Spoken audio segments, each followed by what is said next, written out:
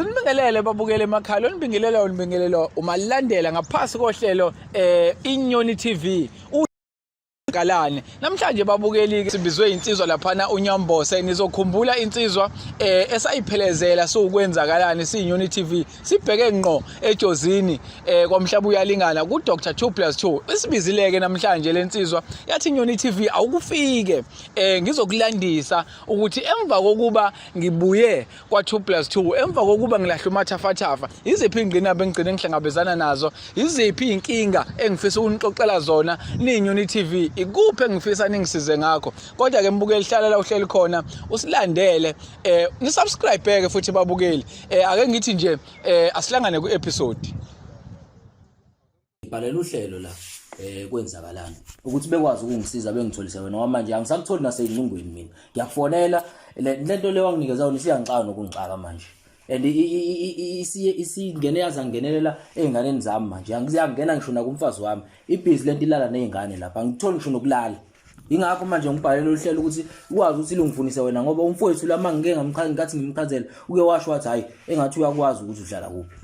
So nayo ke inkinga sikade sifike nayo noma esiza nayo ukuthi umfowethu njengamanje akasalali usenenkinga asazi ukuthi isona siphi lesithwalo wamnika sona. Okay bafu ngifuna ukuveze ngokusobala ukuthi lento uyithatha kumkhulu ihlupha kuphela noma ekusebenzele yini iqala.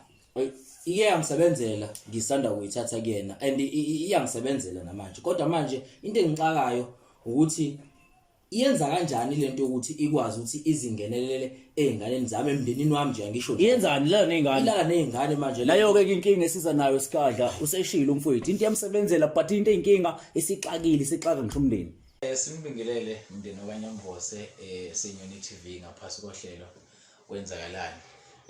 Nyambose mfowethu khamba kahle. Siyaphila Wethu ndoda sala kho sagcina na aleli yalaga sibhekele kwamkhulu. Futhi cha nisibizile la ekhaya mama siyanibingelela nje kakhulu. Yebo bantwana bami ninjani?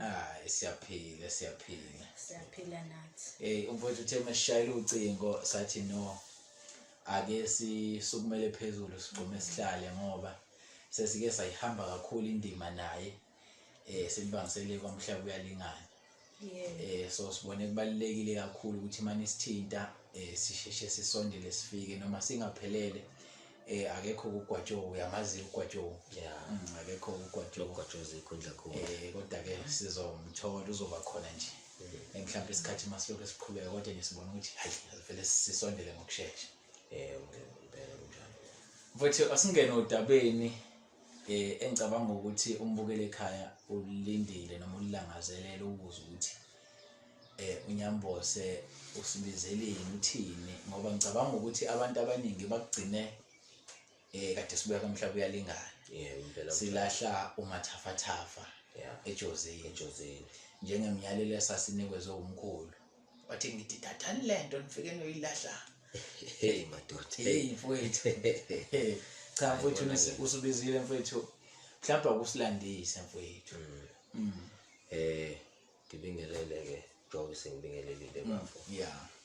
Uma wami lo. Okay Ngizalayo. Siyajabula nokumazi. Madoda Hayi ngithe angabe ngisapholisa amaseko ungabe nje ngisalokho nginandaza ngithi ngiyabhala lapha ngibhalela uhlelo angivele nginibize ngoba vele siyazana futhi ayibonakele mfowethu ngeke. Kubi Ayikubi kakhulu. Into okuyiyona yona engithe aniphuthumeni ningisize kuyona ayicha konakele kakhulu ngangokuba unkosikazi usevele washiya nje wahamba wathatha isinqumo sokuthi hayi akavele abuyele ekhaya. Hayibo ahambe nazi impela ingane ngenxa yayo ivideo lethe yasabalala enkundleni zokuxhumana. So waseba novalo ke lokuthi ubesihlushwa nabantu bemfonela bethi hayibo kanti kwenzakalani umkhwenyana njengomuntu phela omlobolile kuyaziwa nabangani ihlobo yabo imndeni kahle.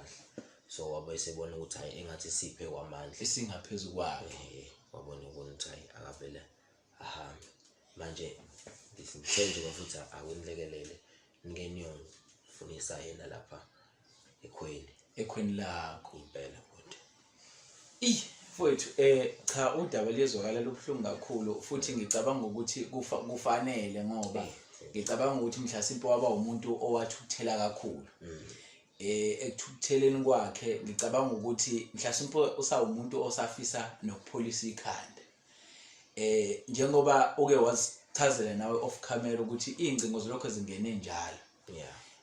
Ngicabanga ukuthi okwakhe kungaphezulu kwamandla ngoba lento ngicabanga ukuthi uyibona noma uzizwa njengento engazi ukuthi uyathunazeka ohlikelwa isithunzi. Impela njalo impela. Mhlambe mfowethu njengomuntu okumkakho wenkomo ngifisa ukuchecka la ukuthi mhlambe ngabe kukhona yini abekade ekwazi ngalo msebenzi lo kaMathafathafa. Cha la bhuti ayikho into abeyazi ngoMathafathafa ngoba umuntu obekuyena obewazi uyena uma ngingamcobelela ensukwini ngayo uMathafathafa. Yena nje unkosikazi no ayikho into abekayazi ngoba even nakulona igumbi leli engikwazi ukuthi ngikhulume nakulona bengafiki impela bengafiki. Mawami siyaluza udaba mhlasimpe ngibuze mhlambe kuwena umfowethu uthe mayiqala ngicabanga ukuthi kune process la uqala khona mawusuke uthatha lento noma impela kune process impela odlula kuyo. Ngifisa ukuchecka kuwena ukuthi mhlambe umfowethu uNyamboze uNdodana uthe mayiqala mhlambe uthole nini uthola njengoba siyabona ukuthi ayiyona isebenzile lento. Khona isebenzile lento nathi nje kade sibhaka lapha eNzansi kade sicinga iparking kwaze kwabe lo ndaba ngithi mina isho lekhaya kunama visitor uvelo wayibeka nje la uyibeka khona. So ngifuna ukuchecka ukuthi kungabe uqale nini ukuthola ukuthi uNdodana yonke lento ayenzayo mhlambe uyenza kukhona into emboostayo. Hey mntanami. Kunzima mntanami ukuphila ungumzali futhi. Mntanami bengingazi. Konke ngikuthole ngendlela. Bengingazi kwangokuba ngibone nje ngesimo sempilo iseshintsha nje lapha ekhaya. Bengingazi uNdodana wami lo uyena kuphela eswini sakho. Uyabona nje ukuba wangixoxela ngalesi sinqumo asithathayo njengamanje. Ngabe ngangizomvimba. Angifuni uqamba amanga abantwana bami ngangizomvimba. Angiyazi namthi lento nje ithi1. Umanje nje uyedwa nimbhekile nje. Umolokazana akekho nabazukulu bamabekho. Iyabhlungu mhlambe kule ndlu ebekade ihlala uMathafathafa. Mina sengazi nanokuthi uMathafathafa sahamba saya kumkhulu asitshela ukuthi le ndoda ayikade iphethe uMathafathafa. Mhlambe kule ndlu angazi lo mbuzo ufana ngubhekise kuba noma ngubhekise kwena mfowethu. uMagodi ubazi ukuthi uma usukule ndlu wenzani kwenzakalani. Yini mhlawumbe wamnika yona ngoba ngicabanga ukuthi mfethu umuntu ombatha naye ngeke ngazi ukuthi uphezulu kwami uphumshikashika endlini. Yabona nje uma ngabe ngikunabela bhuti. Okokuqala mina vele la ekhaya ngomuntu oligcina isiko. Amasiko nje ngigcina amasiko. And laphana egumbini lami leli njengoba bese ngichazile ekuqaleni akangeni unkosikazi wami. And uma ngabe engibona ngisuke ngiyakhona vele usually uyazi ukuthi ngisuke ngiyokhuluma nabantu abaphansi ngiyoshisa impepho nje uwazi lokho yena. Akukho nje ukutheni mhlawumbe ongazi ukuthi lapha ngiyokhuluma nesigubhu ngiyokhuluma nani uyayibona leyo. ubani okade evumelekile ukungena mhlawumbe uwena kuphela noma naye mhlawumbe ubeyayengena uma uyena umuntu ovumelekile ukuthi angene laphana naye futhi ekuvumelekeni kwakhe ingoba naye kuthe kuhambe izinsuku wathola ukuthi ngimphe kwami umshikashika uyabo kodwa naye nje before ubengangeni ngoba naye ubeyinika lokho ukuthi hayi usuke ngiyokhuluma kwabaphansi uyabo. Lento ngicabanga ukuthi siyabona mfowethu kuningi okwenzile siyayibona nezimoto Yeah. iyangidida kancane lento esithwalo ukuthi ngaphela noma ngabe kuthiwa ke mhlambe inyoka noma yini angizazi ngamagama azo ngeke izibuye inyoka ithwele imali ekhanda izoyibeka la etafuleni lento ngiyabona impilo iyaqhubeka imali ingena kanjani yini mhlambe ikhona into enye ekhona la ekhaya ezibusiness angazi ukuthi kwenziwa kanjani angazi futhi angifisi ke mhlawumbe ungene nami angifisi ngisho ukuchazeleka kodwa ngifuna ukuchecka kulento ebusiness ukuthi mhlawumbe ikhona yini into ke obekade umakoti ekwazi ukuyibona ukuthi okay la ekhaya nansi into esingenisela imali ngoba ubazi ukuthi awuntshontshe ubazi ukuthi awubambi inkunzi kodwa imali ikhona into ayifunayo uyamenzela. Ngizwile kuthiwa unani yini le moto leyo iGrand i10 kodwa manje ekugcineni indoda ayivuki yabo mhlambe kuthini lapho buyibalansisa kanjani ukuze ba neunderstanding ngemali ekhaya la ekhaya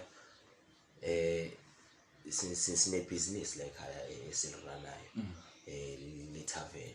Oh, itavern. Yeah, itavern esirana la ekhaya. Okay. Since ke isimo la ekhaya besingesihle kahle ngoba noma na ube umuntu obeyizamela emajaldini ebeka isinkwa etafuleni. So njengomuntu okuyena yedwa umfana la ekhaya. So ngase ngithatha isinqumo sokuthi hayi man ngeke kunzima uyabo. Nami angizame ngendoda njengendoda ngiphume ngibone ukuthi ngihlanganisa nani kodwa unkosikazi nje ekubeni nezinto enginazo wazi ukuthi ibusiness la ekhaya le tavern yebo mhlambe ukuchecka sabuya kamkhulu okay saya kamkhulu ngoba wasicelile ukuthi sikuphelezele ngezimo ke ezagcina zinehlela phakathi kwakho nomkhulu sayilahla into wathi umkhulu asilahle into wazwakala ngazokuthi yasidikile wasidikile ngifisa ukuchecka ukuthi ke osuku lokuqala ufikile ekhaya izinto ebekade noma imuphi umehluko ubonile kwenzakaleni after sibuye lapha ya after sibuye lapha eJozeni kumkhulu ayikho into etheni mhlambe ethe ayibenzima mhlambe mhlambe njengoba ngangichazile kuye nomkhulu ukuthi hayi lento le siyaxaka manje isilala nami ilala nankosikazi nezingane ekhaya akusekho mnandi emveni kokuba sibuye kuyena silahla le yanto eJozeni abukho umzimo obekhona. Okay, ibusiness le tavern lihamba kanjani uma uqhathanisa ungakayi kumkhulu ayobhekana naye namanje usubuya ukubhekana naye mhlambe ungathi lihamba kanjani uhamba kanjani? Okay, singakayi kumkhulu ngingakayi kumkhulu ukuyiveza ukuthi nayo into isingxakile ibusiness lami belihamba kahle kakhulu bebehamba nje utshwala nama customer ngiwathola imali besiningi kakhulu yabo kodwa ke sithi sibuyele kuyena umkhulu hayi ivideo sempela isisabalala einkundleni zokuxhumana hayi abantu bese bengibuka kabi ngoba impela bebona impela ukuthi hayi kahlahle lo muntu uthwele ngoba ngiyabonga ungena kule video lo mbuzo cishe ngawulibala ngifuna ukucheck ukuthi umalukazana umakoti uqala nini ukuhamba uhambe nini ngoba saya lapha ngifuna ukucheck uhambe nini kulesikhala nje sibuyilele lo muntu obengifihlela angazi noma mhlawumbe ikhona yini mhlawumbe into ebimenza ukuthi angangitshela ukuthi hayibo ngifuna ukuya ekhaya kodwa ngokuzwa kwakhe ethi ukungitshela kancane ukuthi hayibo ivideo lezi abalala ey'nkundleni zokuxhumana ekhaya ngiyafonelwa uyabo. So ube umuntu osevele wabona ukuthi hayi akavele ehambe uhambiso ibona abantu ngoba phela naye ubese umuntu ongisizayo lapha nebhizinisini bese umuntu ohambayo naye lapha eyobamba lapho nalapho. Manje ngezizathu ukuthi abasebenzi-ke bangibuka njengalomuntu osethi hayibo uthele ngoba bebona ey'nkundleni zokuxhumana akumnandi ngicabanga ukuthi naye unezinto ezenkulu mfowethu waze wadecide ukuthi hayi akavele ahambe ekhaya uyabo. Yeah kodwa nje ama-customer angibuka njengomuntu impela othwele imali ayisangeni futhi njengoba ibingena sekuyacikizela. Mhlampe-ke sibuye size ma nasi isimo nangu Ndodana ngicabanga ukuthi udaba lakhe selinakekile ezweni even endaweni emphakathini yonke indawo.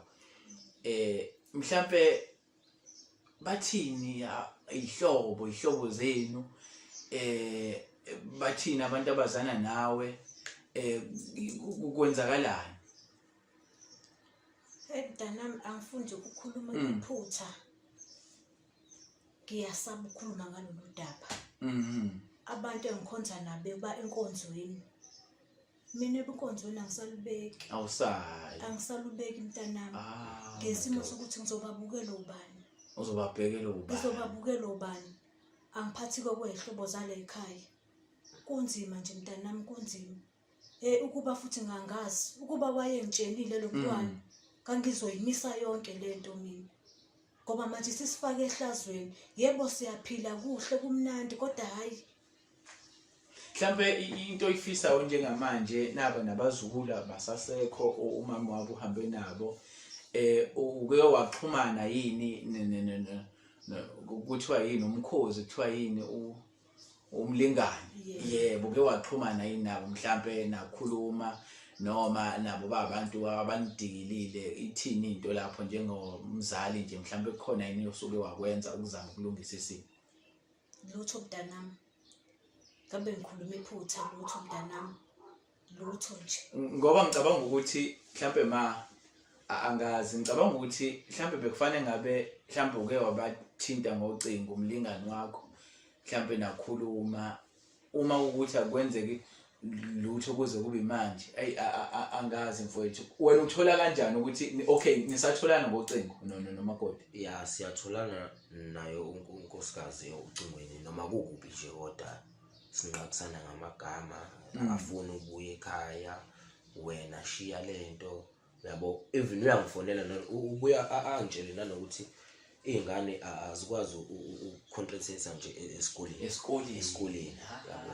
Manje nje kukonakele yabo. Angazi noma mhlawumbe ikhona indlela esingakwazi ukuthi bafethu ningisize ngayo sikwazi ukuthi siyomlanda yena umakoti. Cha mfowethu lokho kufanele kwenzekile ngoba ngiyacabanga ukuthi lento njengoba sayiqala le ndima ngicabanga ukuthi fanele sihambe nayo size siyoyiphetha isimo sisihle. Ngiyafisa nje ukuthi mfowethu siyanifisela siyiNyoni TV ngomalandela nethimba lonke siyanifisela ngathi isimo singalunga futhi nathi sizimisela kakhulu ukuthi sihambe siyobhekana ngqo nomakoti nomndeni sibhekane nabo kuke kukhulunyiswana. Mhlambe mfowethu sesizolibamba uhlelo ngifisa ukubheka la ukuthi umathafathafa njengoba kuvela kwivideo ukuthi obekade kuthafaza ke nezingane njalo njengamanje after samlahla yini esiyenzeka kwenzakalani manje yini mhlawumbe ongathi uyabona ukuthi inzima noma ngisabhekene nayo ngiyafisa idlule futhi yini mhlawumbe eyenzeka njengamanje muphi umehluko owubonayo nawe sibuyile le kwenzakalani ngomathafathafa njalo? Wona umathafathafa awusayenzi into ethi ayifane nomungozi kangako emndenini kodwa nje ingihlupha ngamaphupho. Angilala ibhuti impela ebusuku ingihlupha ngamaphupho. Kangangokuba amaphupho lawa angihluphayo njengoba bese ngibekile ukuthi hayi nonkosikazi lapha ekhaya hayi akalali nezingane. Amaphupho nje iyona into nje impela enzima kakhulu. ngiphuphilwane nje konakele futhi izinto ezisabekayo yabo nje mase ngiyolala nje ngiyabikela uyabikela ngiyabikela ngoba nomthandazo naye ubona uyasebenza kodwa uyayibona lento ukuthi ayisakabi yabo emaphupheni amaphupho nje bafi kuqale kanjani ushintsho nolubone kanjani ukuthi no ngazi ukuthi ke manje khona into eshaya manje ngazi ukuthi khona ke into engasahambi kahle phakathi entweni ethinta umndeni wami nomathafathafa kuqale phi nje mfowethu iqale la khona uma ngabe silalele nje njengenjwayelo phela uma ngabe silele nonkosikazi ekamereni uba umuntu ophuphayo ovuka nje aqanduluke nje adlithize ajuluke uba umuntu nje ophuphayo ezevuka ebuza ukuthi hayibo ngiphupha ukuthi nokuthi hayi bese ngiyamkhonvinsa ngimtshele phela ukuthi no amaphupho amabi lawo libala nje wona ligxile emkhulekweni kuphela. Ngaloso sikhathi uma kwenzeka lokho wena vele unolwazi lokuthi njengamanje ziyakhala manje nginolwazi impela ukuthi phela ngeke uze umtshele yena uyabo ukuthi hayi into ekwenza ukuthi uphuphe wena yilokhu yeah abazukulu ngaloso sikhathi ngoba phela siya-check ukuthi ngazi ukuthi nabazukulu bagcine ngaloso sikhathi bona nabo baqala baphupha bekwenzakalani yazi-ke ndodana ngibambe lapho nje ithe mayiqala ukuphuma iqale lapho-ke kubazukulu ukuphuma esandleni mangizothi phakathi kwamabili ebusuku ngizwa abantwana bami bekhala bememeza kukhala isimaye mangithi ngiyabheka abantwana bami yini isingezansi sonke simanzi uyabona ukuthi ngathi khona bekade kwenzeka iqale khona lapho ukuphuma esandleni ngasho ukuthi akayilungisa undodana lento ayibanga nomthelelo omuhle emndenini kakhulukazi nje mfethu uma ngabe isithinta abantu esingathi mhlasimpe abahlangene nayo. Mawami kuyavela ukuthi ukuyaveza ekuqaleni ukuthi ngazi ukuthi ubunalo vele ulwazi. Engifuna nje ukubheka sithi ukuhlehla kancane. Ngifuna sike sibheke ukuthi mhlasimpe lento uyithola kanjani. Ngifuna singene sithi ukuhlaziya sithi ukujula kancane mbijana. Uyithola kanjani?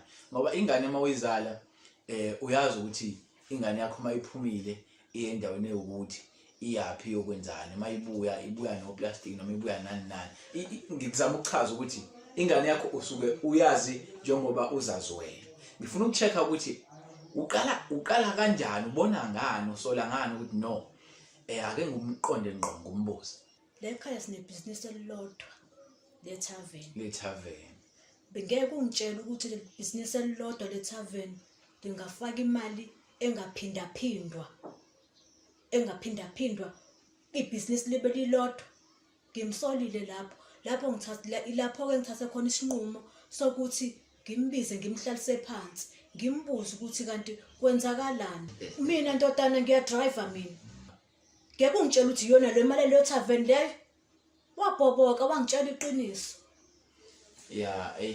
Mvukanyambose. Iqiniso namela ngisindi ukuthi ngilitshela umolokazana wami. Yebo. Ngicabanga ukuthi futhi kwakufanele mhlawumbe mina ngeke ngize ngithi ngiyakusola ngokombono wami. Ngeke ngize ngithi ngiyakusola ngoba nezinto olivezayo ukuthi sezenzekile la ekhaya. Ngicabanga ukuthi kuluningi ushintsho lenzekile. Lwenzekile nje ushintsho ukutshela umalokazana ngicabanga ukuthi futhi mhlasimpe kwakuyomenza ukuthi ashesha angathembi lutho. Wena bafula uma la ukimpela wangisola ngalolu hambo lolu ebengilithathile. Ayi ungisole kakhulu ngangakuba ngithema ngicabanga ngibuyele emuva ayingabona ukuthi ayingeke hayi imali izosiphelela impela ekhaya. Akusezofana namanje yabo. So ingakho ngeke ngithathe isinqumo sokuthi ayi ngeke angifuni ukuthi uma aliveze lolu daba kunkosikazi naseyingane nje emndenini yabo. Nje hayi ngoba impela kungafa nomuntu kungafa zona impela nezingane zami kade ngisithanda kakhulu nankosikazi yabo. Mhlambe mfethu esikuthembisayo thina siyinyoni TV sokwenzakalani njengoba udaba saliqala konke la usukufisa ukuthi sikuphelezele uye khona siyenze sure ukuthi siyaqhuma siyahlala. Ngiyacabanga ukuthi njengamanje into ebalekile ukuze kulunge yonke lento ukuthi kubuye abazukulu bebela kubuye umkakho abela. Engicabanga ukuthi njengamanje iyona into ekufanele mhlambe sivele sigcome sihlale kuyona. Ngabe nisize kakhulu nithimba bafowethu. Hayi akusalaleki impela ekhaya nkosikazi engekho. Injabulo ayisekho kahle ngoba phela naye uma ngihlale naye silosihleli nje la endlini kungekho nje umuntu obangumsindo begijima nekhuza lapha ngoba kwesinye isikhathi phela ngibuye ngihambe ngiyobheka lapha ethaveni emsebenzini.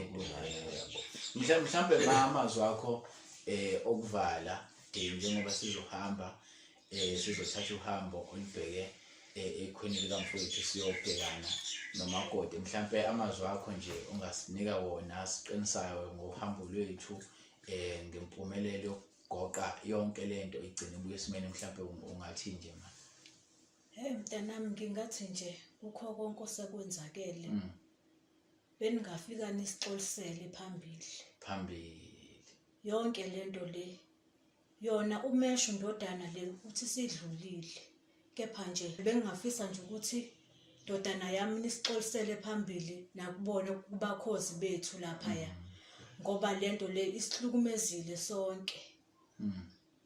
Ingeyinhle futhi yebo. Ayi mfowethu uyazi ukuthi siyithimba sabantu abangajwayele ukushaya eceleni impela. Mfowethu siyathembisa kakhulu ukuthi abazukulu bakho bazobuya, umalokazana wakho uzobuya. Sizosebenza ngokukhulu ukuzikhandla nangokukhulu ukuzinikela. Sizohamba ke mfowethu siyobhekana nabo ngqo. Hayi sizohamba siyobhekana nabo ngqo. Siyathokoza impela. Siyathokoza kakhulu ngoNyamboze. Nje sithemba ukuthi esikuthembisa kona ukuthi sonke isimo sizodlula. Vele ke impilo ngazi inkinga. Naso isimo esidlulayo lesi futhi sithemba esinethemba lokuthi ke sizothi masifika futhi sikhulumisana nabo. Sinethemba nje kakhulu ukuthi hayi la kanjani sizofike nje sikhulumisane inkulumo ihambe kahle. Mhlambe ke bese bebuyela elokhuzeni ekhaya bazukulu. Yebo siyabonga kakhulu. Hayi mfethu ngicabanga ukuthi uthatha uhambo njengamanje into mhlambe singathi isisalele. Hayi impela.